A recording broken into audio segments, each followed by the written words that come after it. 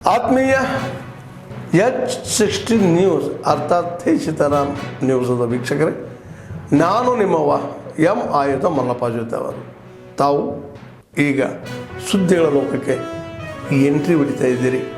ಈ ಸುದ್ದಿಗಳನ್ನು ಪ್ರತಿಯೊಂದು ನೋಡೋ ಜೊತೆಗೆ ನಿಮ್ಮ ಅಭಿಪ್ರಾಯಗಳನ್ನು ಹಚ್ತಾ ಇರಿ. ಯಾಕಂದರೆ ಈ ಸುದ್ದಿಗಳು ನಿಮಗಾಗಿ, ನಿಮ್ಮ ಬದುಕಿಗಾಗಿ, ನಿಮ್ಮ ವೈಚಾರಿಕೆಗಾಗಿ, ನಿಮ್ಮ ತಿಳುವಳಿಕೆಗಾಗಿಯೂ ನಿಮಗೂ ಗೊತ್ತು. ಜೊತೆಗೆ ನಮಗೂ ನಿಮ್ಮೊಂದಿಗೆ ಇದೊಂದು ಮಾತಾಡುವಂಥ ಜೊತೆಗೆ ಸುದ್ದಿಗಳನ್ನು ಬಿಡುವಂಥ ಕೆಲಸ. ಈ ಕೆಲಸದಲ್ಲಿ ನಾವು ನಿಮ್ಮೊಂದಿಗಿದ್ದೀವಿ ಅಂತ ಹೇಳ್ತಾ ನೋಡ್ತಾ ಇರಿ ಸುದ್ದಿಗಳನ್ನು.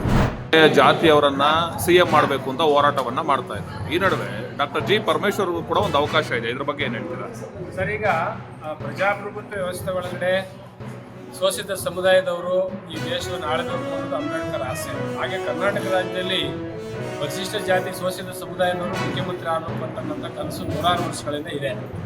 ಈ ಮುಖ್ಯಮಂತ್ರಿಯಿಂದ ವಂಚಿತರಾದಂಥವರು ಬಿ ಬಸಲಿಂಗಪ್ಪನವರು ಮತ್ತು ನಮ್ಮ ಸಮುದಾಯದಲ್ಲಿ ನರಸಿಂಹಮೂರ್ತಿಯವರು, ಸುಮಾರು ಜನ ಹಿರಿಯ ಮತ್ಸದಿಗಳು ಈ ಮುಖ್ಯಮಂತ್ರಿ ಹುದ್ದೆಯಿಂದ ವಂಚಿತರಾಗ್ಬಿಟ್ಟಿದ್ದಾರೆ.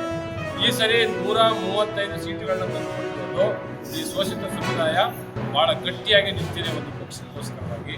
ಹಾಗಾಗಿ ಆ ಪಕ್ಷದವರು ಹೈಕಮಾಂಡ್ ಅವ್ರು ನಾನು ಕೇಳ್ಕೊಳ್ಳೋದಿಷ್ಟೇ, ಶೋಷಿತ ಸಮುದಾಯ ಪರಿಶಿಷ್ಟ ಜಾತಿಯವರು ಮುಖ್ಯಮಂತ್ರಿ ಆಗಲೇಬೇಕು.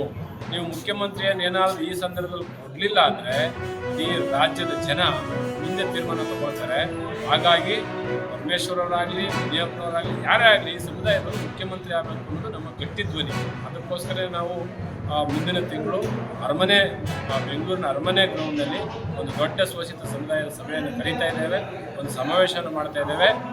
ಎಲ್ಲ ಸಮುದಾಯದವರು ಪ್ರಜಾಪ್ರಭುತ್ವ ವ್ಯವಸ್ಥೆ ಒಳಗಡೆ ಹಕ್ಕು ಮತ್ತು ಅಧಿಕಾರಗಳನ್ನು ಅನುಭವಿಸಿದ್ದಾರೆ ಸರ್. ಆದರೆ ಈ ಶೋಷಿತ ಸಮುದಾಯ ಬರೀ ಓಟ್ ಹಾಕೋಕ್ಕೆ ಮಾತ್ರ ಹುಟ್ಟಿದೆ. ಬರೀ ವೋಟ್ ಬ್ಯಾಂಕ್ ಅಷ್ಟೇ, ಇವರು ಮತ ಬ್ಯಾಂಕ್ ಅಷ್ಟೇ. ಇವರು ಹಿತವನ್ನು ಕಾಯಬೇಕು ಅಂತ ಯಾವುದೇ ಪಕ್ಷಗಳ ಮನಸ್ಥಿತಿ ಸರಿ ಇಲ್ಲದೆ ಇರೋದ್ರಿಂದ ಇಲ್ಲಿವರೆಗೂ ಇದು ವಂಚನೆ ಆಗಿದೆ. ಬಟ್ ಈಗ ಅದು ಆಗಲಿಕ್ಕೆ ಬಿಡೋದಿಲ್ಲ. ಈಗಾಗಲೇ ಹೈಕಮಾಂಡ್ ಚರ್ಚೆ ಆಗಿದೆ.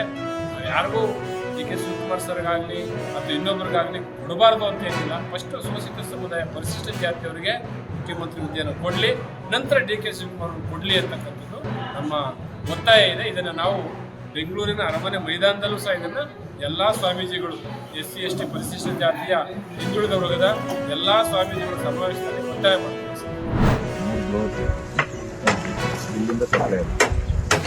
ಇಲ್ಲಿ ಏರಿಯೇಷನ್ನು, ಸೆಟ್ಲಿಂಗು, ಡಿಕ್ಯಾಂಟಿಂಗ್ ಅಂತ ಇದು 3 ಸೈಕಲ್ ಆಗುತ್ತೆ. 3 ಸೈಕಲ್ ಆಗಿ ಫೈನಲ್ಲು ಬಿಲ್ಡಿಂಗಿಗೆ ಆಚೆ ಬರುತ್ತೆ. ಆಚೆ ಬಂದು ಇಲ್ಲಿ ಫ್ಲೋರಿಂಗ್ ಕಾಂಟ್ಯಾಕ್ಟ್ ಟ್ಯಾಂಕ್ ಅಂತ ಬರುತ್ತೆ. ಇಲ್ಲಿ ಪಾಸ್ ಆಗೋವಾಗ ಇಲ್ಲಿ ಕ್ಲೋರಿನೇಷನ್ ಇದರಲ್ಲಿ ಇದ್ದಿದ್ದು ಈಗ ಈಕ್ವಲಿ ಬ್ಯಾಕ್ಟೀರಿಯಾ ಎಲ್ಲ ಸತ್ತೋಗುತ್ತೆ. ಹೋಗ್ಬಿಟ್ಟು ಮುಖ್ಯ ನ್ಯಾಚುರಲ್ ನಾಲೆಜ್ ಇರ್ತದೆ. ಅದು other than drinking purpose use ಮಾಡ್ತೀವಿ. ಆಮೇಲೆ ಇದು ಈಗ DGನೂ ಇರುತ್ತೆ ಸರ್, ಕರೆಂಟ್ ಏನಾದ್ರು DGನೂ ಇರುತ್ತೆ. ಆಮೇಲೆ ಒಂದು ಸಬ್ಸ್ಟೇಷನ್ ಮಾಡ್ತಾರೆ. 24 hour ಪವರ್ ಕಂಟ್ರೋಲ್, ಮೇಲ್ಗಡೆ ಒಂದು ಸ್ಟಾಡಾ ಕಂಟ್ರೋಲ್ ಎಲ್ಲ ಆಟೋಮೆಟಿಕ್ ಆಗ್ತಾ ಇರುತ್ತೆ. ಆಮೇಲೆ ಮೇಲೆ ಒಂದು ಲ್ಯಾಬ್ ಇರುತ್ತೆ. ಲ್ಯಾಬಲ್ಲಿ ಎವ್ರಿ ಡೇ ಅದು ಸ್ಯಾಂಪಲ್ಸ್ ಇನ್ಕಮಿಂಗ್ 3 ವರ್ಷ ಲ್ಯಾಬ್ ಟೆಕ್ನಿಷಿಯನ್.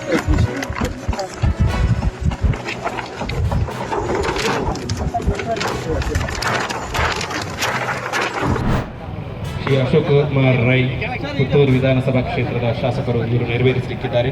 ಅದೇ ರೀತಿ ಈ ಕಾರ್ಯಕ್ರಮದಲ್ಲಿ ಶ್ರೀ ಅಮಳ ರಾಮಚಂದ್ರ, ಅದೇ ರೀತಿ ವಿವಿಧ ಸಂಘ ಸಂಸ್ಥೆಗಳು, ಮುಖಂಡರು, ಅದೇ ರೀತಿ ಗ್ರಾಮ ಪಂಚಾಯಿತಿಗಳ ಅಧ್ಯಕ್ಷರು, ಉಪಾಧ್ಯಕ್ಷರು, ಸರ್ವ ಸದಸ್ಯರು ಹಾಗೂ ಜಿಲ್ಲಾ ಪಂಚಾಯತ್ ಮತ್ತು ತಾಲೂಕು ಪಂಚಾಯತ್ನ ನಿಕಟಪೂರ್ವ ಮಾಜಿ ಅಧ್ಯಕ್ಷರು, ಸದಸ್ಯರು, ಅದೇ ರೀತಿ ಪುತ್ತೂರು ತಾಲೂಕು ಮಟ್ಟದ ವಿವಿಧ ಇಲಾಖೆಗಳ ಇಲಾಖಾಧಿಕಾರಿಗಳು,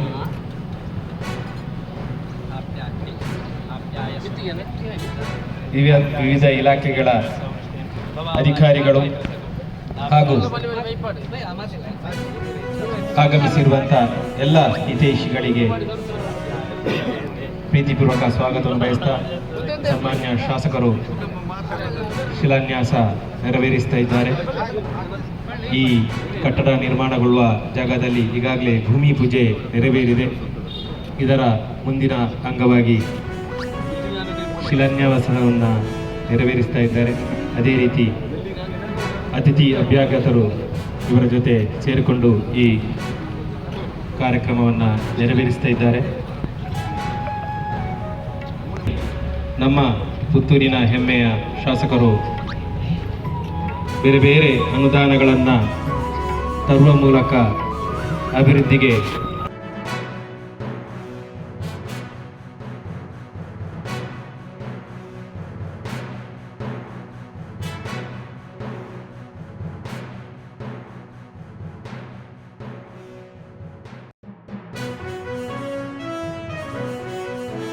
ತಾಲೂಕು ಈವರೆಗೆ ಆಗಿರಲಿಲ್ಲ. ಅದನ್ನು ಕೂಡ ಈ ಬಾರಿ ಮಾನ್ಯ ಶಾಸಕರ ಮುತುವರ್ಜಿಯಿಂದ ಈಡೇರಿ ಈಗ ಈ ಸುಸಂದರ್ಭದಲ್ಲಿ ಇದು ಶಿಲಾನ್ಯಾಸ ನೆರವೇರ್ತಾ ಇದೆ. ತೆಂಗಿನಕಾಯಿ ಒಡೆಯುವ ಮೂಲಕ ಕಾರ್ಯಕ್ರಮಕ್ಕೆ ವಿದ್ಯುಕ್ತ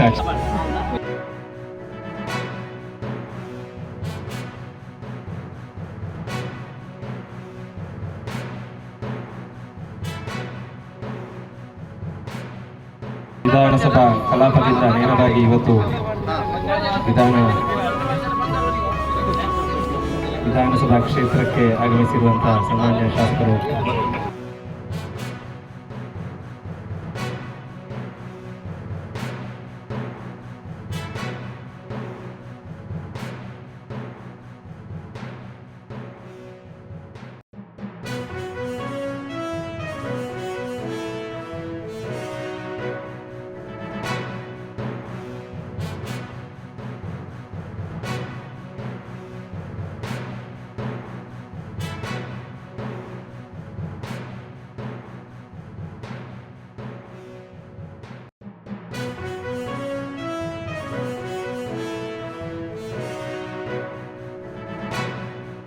ಭಾಗವಹಿಸಲಿಕ್ಕಿದ್ದಾರೆ. ಅವರ ಜೊತೆಯಲ್ಲಿ DIG western range IGP Amit Singh, Indian coast ಗಾರ್ಡ್ನ commandant DIG Praveen Kumar Mishra, commissioner of police Shri Sudhir Kumar Reddy, NCC group headquarters commandant colonel Viraj Kamath, superintendent of police doctor Tarun K IPS, ಜಿಲ್ಲಾ panchayat CEO Shri N Vinayak Kharbari IAS, MCCಯ ಕಮಿಷನರ್ ಆಗಿರುವಂತಹ Shri Ravichandra Nayak, Nitte deemed to be ಯೂನಿವರ್ಸಿಟಿಯ pro chancellor Shri Vishal Hegde, Rotary International district 3181 ಇದರ district governor ಆಗಿರುವಂತಹ Rotarian Ramakrishna Kannan, lion international district 317D district governor ಆಗಿರುವಂತಹ lion ಕುಡ್ಪಿ Arvind ಶುನಾಯ್, ಹಾಗೂ ಮಾಜಿ ಸೈನಿಕರು ಈ ಯುದ್ಧದಲ್ಲಿ ನೇರ ಭಾಗವಹಿಸಿದಂಥ ಒಂದಷ್ಟು ಮಾಜಿ ಸೈನಿಕರು, ಅದರಲ್ಲಿ ಪ್ರಮುಖವಾಗಿ ನಮ್ಮ ಈ ತುಳುನಾಡಿನ ಹೆಮ್ಮೆ ಅಂತ ಹೇಳ್ಬೋದು ಬ್ರಿಗೇಡಿಯರ್ IN ರೈ ಅವರು ಮುಂಚೂಣಿಯಲ್ಲಿ ಈ ಯುದ್ಧದಲ್ಲಿ ಭಾಗವಹಿಸಿದಂಥವರು.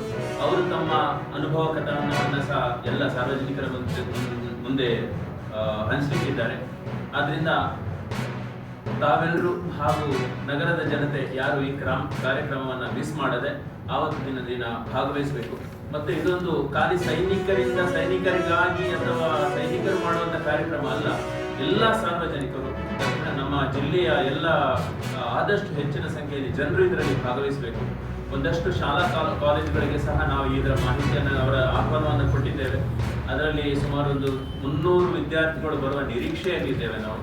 ಇದೆಲ್ಲ ಮುಂದಿನ ದಿನಗಳಲ್ಲಿ ಅವರು ಸೈನ್ಯ ಸೇರುವ ನಿಟ್ಟಿನಲ್ಲಿ, ನಮ್ಮ ಸೈನ್ಯವನ್ನು ಇನ್ನಷ್ಟು ಸದೃಢಗೊಳಿಸುವ ನಿಟ್ಟಿನಲ್ಲಿ ಅದು ಪೂರಕವಾಗಿ ಪರಿಣಮಿಸಬಹುದು ಅಂತ ಆಶಿಸ್ತಾ ನಾವು ಈ ಕಾರ್ಯಕ್ರಮವನ್ನು ಹಮ್ಮಿಕೊಂಡಿದ್ದೇವೆ.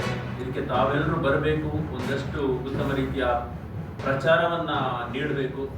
ನಮ್ಮ ಆತ್ಮೀಯರೇ, ಎಲ್ಲ ಸುದ್ದಿಗಳನ್ನು ನೋಡಿದಿರಲ್ಲ, ಏನು ಅನಿಸ್ತು ನಿಮಗೆ? ಇದರಲ್ಲೇ ನಿಮ್ಗೆ ಲೈಕ್ ಆಗಿರ್ಬೋದು, ಡಿಸ್ಲೈಕು ಆಗಿರ್ಬೋದು, ಕಾಮೆಂಟ್ ಬೇಡಪ್ಪ ಅಂತೂ ಅನಿಸಿರ್ಬೋದು, ಕಾಮೆಂಟ್ ಮಾಡಬೇಕಪ್ಪ ಅನಿಸಿರ್ಬೋದು, ಶೇರ್ ಮಾಡಬಾರ್ದಪ್ಪ ಅನಿಸಿರ್ಬೋದು, ಅದು ಮಾಡಬೇಕು ಅನಿಸಿರ್ಬೋದು. ಏನಾದರೂ ಆಗಲಿ ಶೇರ್ ಮಾಡ್ತಾಯಿರಿ, ಈ ನ್ಯೂಸ್ಗಳನ್ನ ಹಂಚ್ತಾ ಇರಿ, ಜೊತೆಗೆ ಇದಕ್ಕೆ ಸಬ್ಸ್ಕ್ರೈಬ್ ಆಗ್ತಾಯಿರಿ ಅಂತ ಹೇಳ್ತಾ H16 ನ್ಯೂಸ್ ಅರ್ಥಾತ್ ಹೇ ಸೀತಾರಾಮ್, ಇದು ಸತ್ಯದ ಕೈಗೆ ನಡಿ. ವಂದನೆಗಳು.